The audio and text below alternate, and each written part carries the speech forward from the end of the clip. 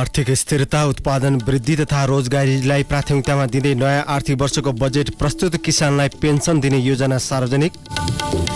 Budget मार्फत 5 लाख परिवारलाई जग्गाधनी पूर्जा दिने सरकारको घोषणा। घर जग्गा व्यवसायलाई करको दायरामा ल्याइने। पोखरा जोमसोम जाने क्रममा सम्पर्कविहीन भएको तारा एयरको विमान दुर्घटनामा परेको आशंका। मौसमका कारण खोजी कार्य प्रभावित।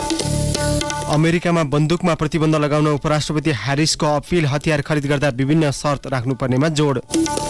र 17औं संस्करणको एभरेस्ट म्याराथनको उपाधि नेपाल आर्मीका तीर्थबहादुर तामाङलाई। नमस्कार, कान्तिपुर डायरीका साथमा साथी इन्द्रलक्ष्मी र म अनिल। समाचार अब विस्तारमा। अर्थमन्त्री जनार्दन शर्माले नयाँ आर्थिक वर्षको बजेट संघीय संसदको संयुक्त बैठकमा पेश गरिरहनु भएको छ। सरकारले आर्थिक स्थिरता र उत्पादन वृद्धि तथा रोजगारी सृजनालाई प्राथमिकतामा राखेर आगामी आर्थिक वर्षको बजेट ल्याएको छ। अर्थमन्त्री शर्माले संघीय संसदको संयुक्त बैठकमा सम्बोधन गर्दै आगामी आर्थिक वर्षको बजेटमा आत्मनिर्भर अर्थतन्त्र सहितको विषयलाई प्राथमिकतामा राखेर बजेट निर्माण गरिएको बताउनुभयो। त्यसका लागि वित्तीय अनुशासनलाई सरकारले जोड दिएको छ। उत्पादनमा आधारित अर्थतन्त्रको निर्माण गरी उच्च र दिगो आर्थिक वृद्धि हासिल गर्ने, उपलब्ध प्राकृतिक स्रोत, साधन, श्रम, शक्ति, पुँजी र प्रविधिको एकीकृत परिचालनबाट रोजगारी सिर्जना र गरिबी निवारण गर्ने, वित्तीय अनुशासन कायम गर्ने र मुद्रास्फीतिलाई वाञ्छित सीमाभित्र राखी समष्टिगत आर्थिक स्थायित्व कायम गर्ने, प्रदेश र स्थानीय तहमा साधन र स्रोतको हस्तान्तरण गरी संघीयतालाई समृद्धिको संवाहकको रूपमा स्थापित गर्ने, आर्थिक तथा सामाजिक रूपान्तरण मार्फत सन्तुलित, समावेशी, आत्मनिर्भर एवं समाजवाद उन्मुख अर्थतन्त्रको आधार निर्माण गर्ने बजेटका प्राथमिकताहरू निम्नानुसार तय गरेको छु। सरकारले कृषि तथा पशु विकास मन्त्रालयका लागि 55 अर्ब 97 करोड रुपियाँ बजेट विनियोजन गरेको छ। उखु किसानलाई अनुदान दिन 81 करोड रुपियाँ बजेट विनियोजन गरेको छ। सरकारले आगामी बजेटबाट आधारभूत कृषि उत्पादन, धान, मकै, गहुँ, तरकारी र फलफुलको आयात आगामी वर्ष न्यूनतम 30% कम गर्ने र आगामी वर्ष निर्यात दोब्बरले वृद्धि गर्ने लक्ष्य राखेको छ। यस्तै धान, मकै, गहुँ र दुधको न्यूनतम समर्थन मूल्य समेत तोकिने बजेटमा उल्लेख छ। ती बाली खाद्य व्यापार कम्पनीले खरिद गर्ने गरी व्यवस्था मिलाइने बजेटमा उल्लेख छ। सङ्घ, प्रदेश र स्थानीय तहसँगको समन्वयमा बाँझो एवं उपयोगविहीन खेतीयोग्य जमिन कृषक सहकारी समूह तथा कृषक सहकारीलाई लिजमा उपलब्ध गराउने व्यवस्था मिलाइनेछ। आत्मनिर्भरताको लागि कृषि उत्पादन कार्यक्रम कार्यान्वयनका लागि रु 10 अर्ब विनियोजन गरेको छु। किसानहरूलाई आवश्यक पर्ने कृषि कर्जा किसानको घर दैलोमा सरल र सहज रूपमा उपलब्ध गराउन रु 5 खर्ब बराबरको कर्जा प्रवाह गर्न लघु वित्त कोष स्थापना गर्नेछ। विपन्न क्षेत्र तथा कृषि उत्पादन क्षेत्रमा प्रवाह गर्नुपर्ने कर्जातर्फको रकम लगानी गर्नुपर्ने व्यवस्था मिलाएको छु। प्रधानमन्त्री कृषि आधुनिकीकरण परियोजनाको पुनर्संरचना गरी प्राविधिक र आर्थिक दृष्टिकोणबाट सम्भाव्य विभिन्न बाली तथा वस्तु जोनहरूलाई प्रदेशमा हस्तान्तरण गर्ने व्यवस्था मिलाएको छु। कृषि तथा पशुपन्छी विकास मन्त्रालयको लागि रु 55 अर्ब 97 करोड विनियोजन गरेको छु। यस्तै देशभर 100वटा खाद्य गोदाम बनाउन 45 करोड रुपियाँ सरकारले बजेट विनियोजन गरेको छ। किसान पेन्सन योजनाको बिउ पुँजीका लागि 1 अर्ब रुपियाँ बजेट विनियोजन गरिएको छ। स्वदेशी उत्पादन प्रोत्साहनका लागि 3 अर्ब रुपियाँ बजेट सरकारले विनियोजन गरेको छ। यस्तै कृषि उत्पादन बढाउन प्रधानमन्त्री र विभागीय मन्त्रीहरू सहितको संयन्त्र बनाउने, कृषि उत्पादन बढाउने, बाँझो जमिन प्रयोग गर्ने, प्रत्येक स्थानीय तहमा कृषि स्नातक कर्मचारीको व्यवस्था गर्ने, प्रत्येक स्थानीय तहमा 300 जना कृषि स्वयंसेवक राख्ने पनि बजेटमा उल्लेख छ। किसान पेन्सन योजनाको बिउ पुँजीका लागि 1 अर्ब रुपियाँ बजेट विनियोजन गरिएको छ। किसानसँग सरकार कार्यक्रम अन्तर्गत किसान पेन्सन योजनाको घोषणा गरिएको छ। सङ्घ, प्रदेश र स्थानीय तहको लागत साझेदारीमा हुने कृषि कार्यक्रमका लागि 10 अर्ब रुपियाँ बजेट विनियोजन गरिएको छ। यस्तै किसानलाई सरल र सहज रूपमा बिउ, मल र प्रविधि र सहुलियत कृषि तथा कृषि बीमा विस्तार गर्ने पनि बजेटमा उल्लेख गरिएको छ। बजेटमा सरकारको स्वामित्वमा रहेको ग्रामीण विकास लघुवित्त वित्तीय संस्थालाई पुनर्संरचना गर्ने उल्लेख गरिएको छ।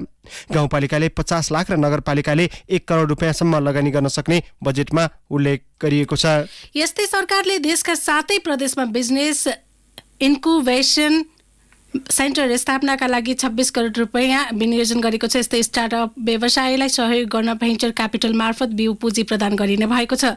यस्तै विदेशबाट फर्किएका युवालाई च्यालेन्ज फन्ड मार्फत सहुलियतपूर्ण कर्जा प्रदान गर्ने बजेटमा उल्लेख छ। युवा उद्यमशीलता विकास गर्न र नव प्रवर्धन गर्न स्टार्टअप व्यवसायमा सुरुवाती पुँजी उपलब्ध गराउने कार्यक्रमलाई निरन्तरता दिनुका साथै यस कार्यक्रमको प्रभाव मूल्याङ्कन गरी सुधार गर्दै लगिनेछ। परियोजनाको आधारमा ऋण उपलब्ध गराउने व्यवस्था मिलाइनेछ। यस्ता व्यवसायमा भेन्चर क्यापिटल मार्फत व्यवस्थापन गर्नुका साथै अध्ययन अनुसन्धानलाई प्रोत्साहन गरिनेछ। युवा उद्यमी तथा वैदेशिक रोजगारीबाट फर्केका व्यक्तिबाट सञ्चालन हुने व्यवसायलाई प्रोत्साहन गर्न च्यालेन्ज फन्ड स्थापना गरी सहुलियतपूर्ण कर्जा उपलब्ध गराइनेछ। निजी क्षेत्रको साझेदारीमा ज्ञानमा आधारित व्यवसाय विस्तार गर्न हेटौडा औद्योगिक क्षेत्रका साथै प्रदेशमा बिजनेस इन्क्युबेसन सेन्टर सञ्चालन गरिनेछ। यसका लागि रु 26 करोड विनियोजन गरेको छु। यस्तै नेपाली उत्पादन तथा उपयोग प्रवर्धनका लागि 3 अर्ब 45 करोड विनियोजन गरिएको छ। उद्योगले हदबन्दी भन्दा बढी जग्गा धितो राखी कर्जा लिन पाउने व्यवस्था समेत गरिएको छ। यस्तै निजी क्षेत्रको रुग्ण उद्योग सञ्चालनमा प्रोत्साहन गर्ने सरकारले जनाएको छ। सरकारले घर जग्गा व्यवसायलाई करको दायरामा ल्याउने बताएको छ। आगामी आर्थिक वर्षको बजेट भाषण मार्फत अर्थमन्त्री जनार्दन शर्माले आगामी आर्थिक वर्ष घर जग्गा कारोबारलाई व्यवस्थित गरिने बताउनु भएको हो। सरकारी, सार्वजनिक, सामुदायिक र गुठीको जग्गाको डिजिटल नक्साङ्कन गरी भू अभिलेख तयार गरी सम्बन्धित स्थानीय तहलाई हस्तान्तरण गरिने पनि बजेटमा उल्लेख गरिएको छ। घर जग्गाको मूल्याङ्कन प्रणालीलाई व्यावहारिक बनाई एकरूपता प्रदान गर्न भौगोलिक सूचना प्रणालीमा आधारित एकीकृत घर जग्गा मूल्याङ्कन प्रणाली विकास गरी सबै सरकारवालाहरूले सोही मूल्याङ्कन प्रणाली अनिवार्य रूपमा प्रचलनमा ल्याउने व्यवस्था मिलाइनेछ। नाप जाँच गर्न छुट भएका गाउँ ब्लक जग्गा र दर्ता हुन छुट भएका सोबासी बेनिस्सा लगायत जग्गाको नाप जाँच दर्ता गरी दशकौंदेखि स्वामित्वबाट वञ्चित रहेका घर परिवारलाई जग्गा धनी दर्ता प्रमाण पूर्जा उपलब्ध गराइनेछ। घर जग्गा कारोबारलाई व्यवस्थित र पारदर्शी बनाउन आधिकारिक निकायबाट अनुमति प्राप्त व्यक्ति र कम्पनीले मात्र घर जग्गा कारोबार गर्न पाउने आवश्यक प्रबन्ध गरिनेछ। आगामी आर्थिक वर्षदेखि महानगरपालिका र उपमहानगरपालिकामा सो व्यवस्था कार्यान्वयन गरी क्रमशः सबै स्थानीय तहमा लागू गर्नेछ। यसैबीच सरकारले स्वास्थ्य तथा जनसङ्ख्या मन्त्रालयलाई 69 अर्ब 38 करोड छुट्याएको छ। स्वास्थ्यका लागि प्रदेशमा 6 अर्ब र स्थानीय तहमा 27 अर्ब रुपियाँ विनियोजन गरिएको छ। यस्तै आगामी आर्थिक वर्षदेखि सरकारी अस्पतालबाट 98 प्रकारका औषधि निशुल्क वितरण गर्न 1 अर्ब 50 करोड रकम छुट्याइएको छ। थप 20 वटा सरकारी अस्पतालमा ज्येष्ठ नागरिक वार्ड स्थापना हुने भएको छ। साथै 655 स्थानीय तहमा निर्माणाधीन आधारभूत अस्पताल सम्पन्न गर्नका लागि 10 अर्ब रुपियाँ बजेट विनियोजन गरिएको छ। साथै सबै प्रादेशिक अस्पतालमा मृगौला डायलाइसिस सेवा दिइने र त्यसका लागि डायलाइसिस मेसिन खरिद गर्न 20 करोड विनियोजन गरिएको अर्थमन्त्री शर्माले बताउनुभयो। सरकारले मृगौला प्रत्यारोपण गराएका र डायलाइसिस गराइरहेका व्यक्तिहरू, सबै किसिमका क्यान्सर रोगी र मेरुदण्ड पक्षाघात भएका बिरामीहरूलाई औषधि उपचारका लागि मासिक 5,000 का दरले उपलब्ध गराउन 1 अर्ब 50 करोड रुपियाँ विनियोजन गरेको छ। यस्तै विपन्नलाई निशुल्क मृगौला प्रत्यारोपण गर्न 10 करोड रुपियाँ विनियोजन गरिएको छ। स्वास्थ्य बीमा कार्यक्रमका लागि 7 अर्ब 50 करोड रुपियाँ विनियोजन गरिएको छ। यसैगरी वैदेशिक रोजगारीमा रहेका नागरिकलाई टेलिमेडिसिन सेवा उपलब्ध गराउन आवश्यक व्यवस्था मिलाइने भएको छ। स्वास्थ्य बीमा कार्यक्रमलाई व्यवस्थित गर्न लाभग्राहीहरूलाई सामुदायिक तथा सहकारी अस्पतालबाट मात्रै उक्त सेवा प्रदान गर्ने व्यवस्था मिलाइएको छ।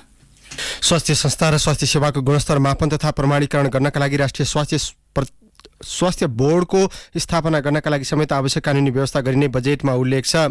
सरकारले नयाँ र उदयमान विषयमा स्वदेशमै उच्च शिक्षाको व्यवस्था मिलाउने प्रबन्ध गर्ने बताएको छ। सरकारले शिक्षा तथा विज्ञान प्रविधि मन्त्रालयलाई 70 अर्ब 5 करोड रुपियाँ बजेट विनियोजन गरेको छ। शिक्षा विज्ञान तथा प्रविधि मन्त्रालयको लागि रु 70 अर्ब 5 करोड विनियोजन गरेको छु। शिक्षा क्षेत्रतर्फ प्रदेशमा रु 5 अर्ब 32 करोड र स्थानीय तहमा रु 1 अर्ब 21 अर्ब 1 करोड हस्तान्तरण गरेको छु। सामुदायिक विद्यालयको गुणस्तर र नेतृत्व सुधारका लागि प्रधानाध्यापकलाई तालिमको व्यवस्था गरिएको अर्थमन्त्री शर्माले बजेटमा घोषणा गर्नुभएको छ। सरकारले नेपालमा पढाइका लागि आउने विद्यार्थीका लागि नेपालमै शैक्षिक संस्थाहरूमा आरक्षणको व्यवस्था गर्ने उल्लेख गरेको छ। उनीहरूलाई भर्ना, भिसा र आवासको सहज व्यवस्था गरिने पनि बजेटमा उल्लेख छ। यस्तै नेपालमा सार्वजनिक निजी साझेदारी अवधारणा अन्तर्गत अन्तर्राष्ट्रिय स्तरको सूचना प्रविधि अध्ययन प्रतिष्ठान स्थापना गर्न सरकारले सहजीकरण गर्ने उल्लेख गरेको छ। सामुदायिक विद्यालयको गुणस्तर सुधारका लागि प्रधानाध्यापकले 5 लाख रुपियाँसम्म रकम पाउने पनि बताइएको छ। यस्तै आगामी आर्थिक वर्षमा कक्षा 6 सम्मका विद्यार्थीलाई दिवा खाजाको व्यवस्था गरिएको छ। राष्ट्रपति शैक्षिक सुधार कार्यक्रम अन्तर्गत 1200 विद्यालयका लागि प्राविधिक भवन बनाइने बताइएको छ। श्रम रोजगार तथा सामाजिक सुरक्षा मन्त्रालयलाई 9 अर्ब 13 करोड रुपियाँ बजेट विनियोजन गरिएको छ। सरकारले वैदेशिक रोजगारीमा रहेका नेपाली श्रमिकलाई सामाजिक सुरक्षा कोषमा आबद्ध गर्ने घोषणा गरेको छ। यस्तै गैर-आवासीय नेपालीको ज्ञान सिप र लगानी भित्र्याउन सहजीकरण गर्ने सरकारले बताएको छ। त्यसका लागि सरकारले गैर-आवासीय नेपालीको लगानी भित्र्याउन कानूनलाई सहजीकरण गर्ने बताएको छ। यस्तै विदेशी नागरिकलाई नेपालमा अपार्टमेन्ट खरिदको बाटो पनि खुला गरिएको छ। यस्तै सरकारले अब 68 वर्षमै वृद्ध भत्ता दिने भएको छ। सरकारले आगामी आर्थिक वर्ष 2079-80 को बजेट सार्वजनिक गर्दै यस्तो घोषणा गरेको हो। यो व्यवस्था आगामी साउनबाट लागू हुनेछ। हाल 70 वर्षमाथिको ज्येष्ठ नागरिक समूहलाई दिँदै आएको सामाजिक सुरक्षा भत्ता अब 68 वर्षमा उपलब्ध गराइने व्यवस्था गरिएको हो। त्यस्तै सरकारले सामाजिक सुरक्षा भत्ता नलिन सो घोषणा गर्नेहरूलाई सम्मान गर्ने भएको छ। आगामी आर्थिक वर्षका लागि सरकारले सामाजिक सुरक्षाका क्षेत्रमा 1 खर्ब 34 अर्ब रुपियाँ बराबरको बजेट विनियोजन गरेको छ। सामाजिक सुरक्षा कार्यक्रम अन्तर्गत हाल 70 वर्ष माथिको उमेर समूहका ज्येष्ठ नागरिकलाई सामाजिक सुरक्षा भत्ता प्रदान गरिएकोमा आगामी आर्थिक वर्षदेखि यसको दायरा बढाई 68 वर्ष माथिका ज्येष्ठ नागरिकहरूलाई समेत सामाजिक सुरक्षा भत्ता प्रदान गर्ने व्यवस्था मिलाएको छु। सामाजिक सुरक्षा भत्ता नलिन सो घोषणा गर्ने लाभग्राहीहरूलाई सरकारद्वारा सम्मान गरिनेछ। सरकारले अव्यवस्थित बसोबास गर्नेलाई राष्ट्रिय भूमि आयोगसँगको समन्वयमा जग्गा धनी पूर्जा वितरण गर्ने समेत भएको छ। आगामी आर्थिक वर्षमा 300 स्थानीय तहका 5 लाख परिवारलाई जग्गा धनी पूर्जा दिने लक्ष्य सरकारको रहेको छ। यसैबीच सरकारले निजगढ विमानस्थलको निजगढ ढाँचा निर्माण गरी लगानी बोर्डबाट आयोजना विकास कार्य अगाडि बढाउने योजना बजेट मार्फत सार्वजनिक गरेको छ। यस्तै गौतम बुद्ध र पोखरा विमानस्थललाई पूर्ण रूपमा सञ्चालनमा ल्याउने, त्रिभुवन विमानस्थलको चाप व्यवस्थित गर्न दोस्रो टर्मिनल भवन बनाउन समेत बजेट विनियोजन भएको छ। हवाई तथा यात्रु चापको विश्लेषणका आधारमा गौतम बुद्धमा समेत दोस्रो टर्मिनल बनाइने सरकारले बताएको छ। कान्तिपुर डायरीमा अब ब्रेकको पालो। कान्तिपुर डायरीमा अब बाँकी प्रसङ्ग। सरकारले विदेशी लगानीको न्यूनतम सीमा 2 करोड रुपियाँमा झारेको छ। अहिले यस्तो सीमा 5 करोड रुपियाँ थियो। 10 करोडसम्मको वैदेशिक लगानीको स्वीकृति स्वचालित प्रणालीबाट हुने व्यवस्था समेत मिलाइएको अर्थमन्त्री जनार्दन शर्माले बजेटमा उल्लेख गर्नुभएको छ। ठूला लगानीकर्ताले प्रत्यक्ष लगानीको स्वीकृतिको माग गरेमा पूर्व तयारीका काम सम्पन्न गर्ने गरी 7 दिनभित्रमा प्रारम्भिक स्वीकृति दिइने उल्लेख छ। लगानी स्वीकृति र उद्योग सञ्चालन सम्बन्धी बाँकी प्रक्रिया 6 महिनामा पूरा गर्ने व्यवस्था समेत बजेटमा मिलाइएको छ। सरकारले पर्यटन क्षेत्रको विकासका लागि 9 अर्ब 38 करोड रुपियाँ विनियोजन गरेको छ। सरकारले यस आर्थिक वर्षमा 10 लाख पर्यटक भित्र्याउने योजना समेत राखेको छ। आर्थिक वर्षमा स्थानीय तहको साझेदारीमा 216वटा स्थानमा पर्यटक पदमार्ग बनाउने लक्ष्य समेत राखिएको छ। यस्तै छिमेकी मुलुक भारत र चीन मार्फत पर्यटक भित्र्याई पर्यटन मेला आयोजना गर्ने पनि बताइएको छ। सरकारले प्रदेश र स्थानीय तहमा राजस्व बाँडफाँड समपूरक समानीकरण र विशेष अनुदान मार्फत 4 खर्ब 42 अर्ब रुपियाँ बजेट विनियोजन गरेको छ। वित्तीय सशर्त समपूरक र विशेष अनुदान कार्य प्रगतिको आधारमा हस्तान्तरण हुने पनि बजेटमा उल्लेख छ। वित्तीय समानीकरण अन्तर्गत प्रदेशलाई 61 अर्ब 43 करोड रुपियाँ र स्थानीय तहलाई 1 खर्ब 23 करोड वित्तीय हस्तान्तरण गरिने उल्लेख छ। सशर्ततर्फ 57 अर्ब 17 करोड रुपियाँ प्रदेशलाई र स्थानीय तहलाई 1 खर्ब 83 अर्ब 72 करोड रुपियाँ गरी जम्मा 2 खर्ब 40 अर्ब 79 करोड रुपियाँ बजेट विनियोजन गरिएको छ। सरकारले बजेट मार्फत नेपालको पानी जनताको लगानी कार्यक्रमको राष्ट्रिय प्राकृतिक स्रोत तथा वित्त आयोगको सिफारिसका आधारमा वित्तीय समानीकरण अनुदानतर्फ प्रदेशलाई रु 61 अर्ब 43 करोड र स्थानीय तहलाई रु 1 खर्ब 23 करोड वित्तीय हस्तान्तरण गर्ने व्यवस्था मिलाएको छु। सशर्त अनुदानतर्फ प्रदेश र स्थानीय तहलाई क्रमशः रु 57 अर्ब 17 करोड र रु 1 खर्ब 83 अर्ब 72 करोड गरी जम्मा रु 2 खर्ब 40 अर्ब 89 करोड विनियोजन गरेको छु। समपूरक अनुदान अन्तर्गत प्रदेशलाई 6 अर्ब 30 करोड रुपियाँ र स्थानीय तहलाई 7 अर्ब 27 करोड रुपियाँ बजेट विनियोजन गरिएको छ। यस्तै विशेष अनुदान 4 अर्ब 56 करोड रुपियाँ र 9 अर्ब 14 करोड रुपियाँ विनियोजन गरिएको छ। राजस्व बाँडफाँडबाट 1 खर्ब 63 अर्ब रुपियाँ रकम हस्तान्तरण हुने बजेटमा उल्लेख गरिएको छ। प्रदेश तथा स्थानीय तहलाई पूर्वाधार सम्बन्धी आयोजनामा कार्यान्वयन गर्न सम्पूरक अनुदान स्वरूप क्रमशः रु 6 अर्ब 30 करोड र रु 7 अर्ब 27 करोड विनियोजन गरेको छु। विशेष अनुदानतर्फ प्रदेश र स्थानीय तहलाई क्रमशः रु 4 अर्ब 56 करोड र रु 9 अर्ब 14 करोड विनियोजन गरेको छु। राजस्व बाँडफाँडबाट प्रदेश र स्थानीय तहमा रु 1 खर्ब 63 अर्ब 3 करोड रकम हस्तान्तरण हुने अनुमान गरेको छु। यसैबीच सरकारले बजेट मार्फत नेपालको पानी जनताको लगानी कार्यक्रमको घोषणा गरेको छ। सरकारले व्यापार घाटालाई न्यूनीकरण गर्न विद्युत निर्यातलाई माध्यमको रूपमा प्रयोग गर्ने भएको छ। आगामी 2 वर्षभित्र सबै नागरिकहरूलाई विद्युत सुविधा उपलब्ध गराइनेछ। ठुला र जलाशययुक्त आयोजनाको लागि स्रोत व्यवस्थापन सहित लघु तथा मझौला जलविद्युत र नवीकरणीय ऊर्जाको विकास गरी जलस्रोतको बहुउपयोग गरिनेछ। निर्माणाधीन जलविद्युत आयोजनाहरू प्रसारण लाइन निर्माण कार्य सम्पन्न गर्नुका साथै सब स्टेशनहरू निर्माण गरी विद्युतको निर्वाध आपूर्तिको प्रत्याभूति गर्नेछ। आर्थिक विकास र व्यापार सन्तुलन कायम गर्ने मुख्य उपकरणको रूपमा विद्युतीय ऊर्जाको विकास गर्नेछ। द्विपक्षीय तथा बहुपक्षीय व्यापार सम्झौता गरी आन्तरिक खपतबाट बचत भएको ऊर्जा निर्यात गरिनेछ। आगामी 2 वर्षभित्रमा सबै नागरिकलाई विद्युतको पहुँचमा पुर्याउने बजेटमा उल्लेख गरिएको छ। सरकारले चालु आर्थिक वर्षमा थप 715 मेगावाट विद्युत राष्ट्रिय प्रणालीमा जोड्ने बताएको छ। ऊर्जा खपत विशेष योजना कार्यान्वयन गर्ने बजेटमा उल्लेख रहेको छ। सौर्य ऊर्जा र नवीकरणीय ऊर्जा प्रवर्धन गर्ने पनि बताइएको छ। कोभिड-19बाट प्रभावित आयोजनाहरूको नवीकरणको म्याद 2 वर्ष थप गरिएको छ। विद्युतीय सवारी साधनको प्रयोग बढाउन विद्युत प्राधिकरण मार्फत 50 स्थानमा चार्जिङ स्टेसन बनाउने बजेटमा उल्लेख रहेको छ। सार्वजनिक निकायहरूले विद्युतीय सवारी साधन खरिद गर्नुपर्ने पनि व्यवस्था गरिएको छ।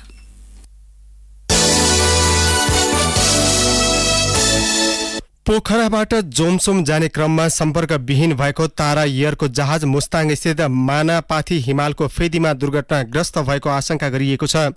जोमसोम विमानस्थलका प्रमुख पुष्कल राज शर्माले दुर्घटनामा परेको आशंका गरिए पनि जहाजको लोकेसन पहिचान भइ नसकेको बताउनुभयो।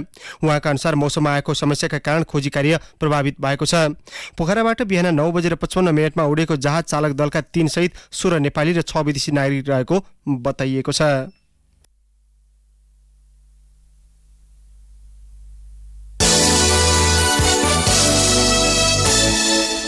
लमजुङको मध्य नेपाल नगरपालिका साथ कोइलेनी सडकमा टिपर दुर्घटना हुँदा 4 जनाको मृत्यु भएको छ। बा4 ख 7781 नम्बरको टिपर दुर्घटना हुँदा चालक धादिङको गजुरी गाउँपालिका 6 घर भई हाल मध्य पहाडी लोकमार्गमा काम गर्ने 27 वर्षीय विनोद घिमिरेको घटनास्थलमै मृत्यु भएको हो। दुर्घटनामा गोरखा नगरपालिका 12 का 24 वर्षीय रविन्द्र शेडाई, तनहुको ब्यास नगरपालिका 7 कलस्टीका 45 वर्षीय उत्तम नेउपाने र सल्यानको कुमाक गाउँपालिकाका अन्दाजी 22 वर्षीय पारस शाहको मृत्यु भएको छ। कल्याण बेसीबाट बतासे चोकतर्फ ढुङ्गा लोड गरी जाँदै गर्दा बाटोबाट करिब 30 मिटर तल खसेर खेतको कुनामा टिप्पर दुर्घटना भएको प्रहरीले जनाएको छ।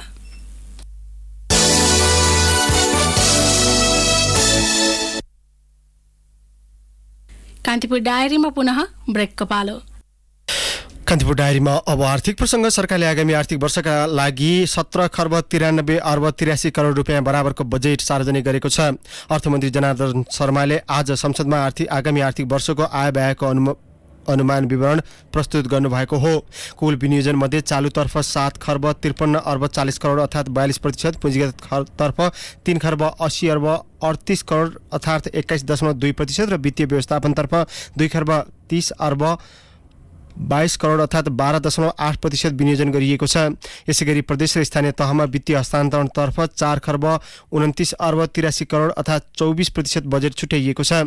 अनुमान गरिएको खर्चको स्रोत विवरण आन्तरिक राजस्वबाट 12 खर्ब 40 अर्ब, वैदेशिक अनुदानबाट 55 अर्ब 11 करोड रुपियाँ लिइने लक्ष्य राखिएको छ। यस्तै वैदेशिक ऋणबाट 2 खर्ब 42 अर्ब 26 करोड र 2 खर्ब 56 अर्ब आन्तरिक ऋण गरी कुल 4 खर्ब 98 अर्ब 46 करोड रुपियाँ बराबरको ऋण लिइने बजेटमा उल्लेख गरिएको छ। सरकारले उच्च निर्यात सम्भावना भएका वस्तुको निकासीमा 8% नगद अनुदान दिने भएको छ। आयात प्रतिस्थापन तथा निर्यात बढाउन भएका क्लिङ्कर, सिमेन्ट, स्टिल, फुटवेयर र प्रशोधित पानीमा निर्यात अनुदान दिने अर्थमन्त्री जनार्दन शर्माले बताउनुभयो।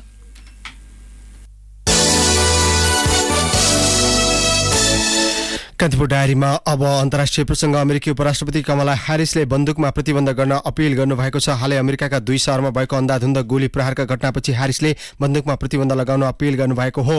ह्यारिस न्युयोर्क शहरको बफेलो क्षेत्रमा भएको सामूहिक गोलाबारीका घटनामा मृत्यु भएका व्यक्तिको श्रद्धाञ्जली कार्यक्रममा सहभागी हुनुभएको छ। उहाँले बन्दुक खरिद सम्बन्धी प्रक्रियामा विभिन्न शर्त राख्नुपर्नेमा समेत जोड दिनुभएको छ।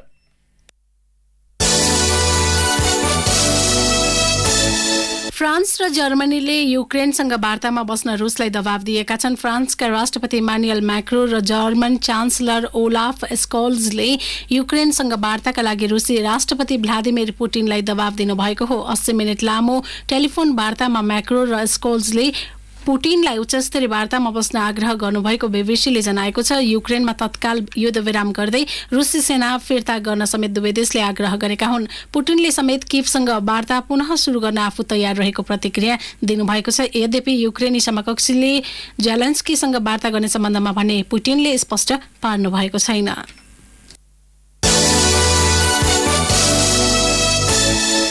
कान्तिपुर डायरीमा अब खेल प्रसङ्ग। सरकारले खेलकुदको कार्यकारी निकाय राष्ट्रिय खेलकुद परिषदलाई 2 अर्ब 9 करोड रुपियाँ बजेट विनियोजन गरेको छ। यस्तै नयाँ आर्थिक वर्षमा खेल पूर्वाधारमा 87 करोड रुपियाँ बजेट विनियोजन गरिएको छ। सरकारले खेलकुद पर्यटनको प्रवर्धनका लागि सार्वजनिक निजी साझेदारीमा साहसिक तथा पर्वतीय खेलकुदका पूर्वाधार निर्माण तथा सञ्चालन गर्न प्रोत्साहन गरिने व्यवस्था बजेटमा उल्लेख गरेको छ।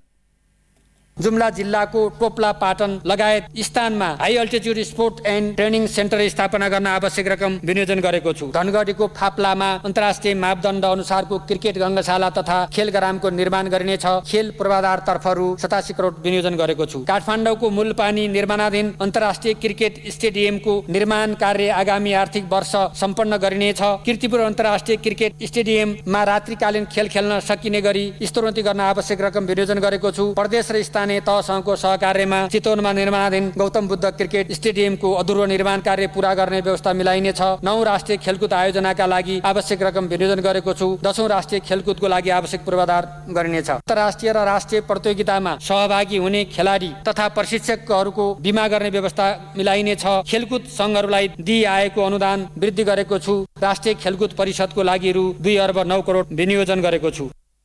सरकारले विदेशी क्लबलाई नेपालमा फ्रेन्चाइज लिग गर्न अनुकूल वातावरण निर्माण गर्ने बताएको छ। सरकारले खेलाडी र प्रशिक्षकको क्षमतालाई अभिवृद्धि गर्दै खेलाडीलाई प्रोत्साहन गर्ने कार्यलाई निरन्तरता दिने बताएको छ। साथै अन्तर्राष्ट्रिय तथा राष्ट्रिय खेलकुदमा सहभागी सम्पूर्ण खेलाडीको बिमाको प्रबन्ध गरिने व्यवस्था बजेटमा मिलाइएको छ। यस्तै एसियाली र ओलम्पिक खेलमा पदक विजेता खेलाडीलाई आजीवन भत्ताको व्यवस्था बजेटमा उल्लेख गरिएको छ।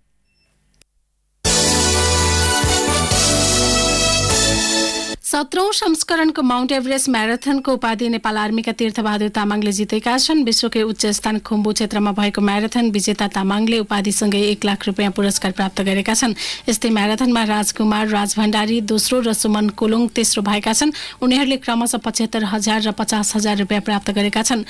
महिलातर्फ 42 किलोमिटर म्याराथनको उपाधि पूर्णिमा राईले जितेकी छिन्। उनले उपाधिसँगै 1 लाख रुपियाँ प्राप्त गरेकी छिन्।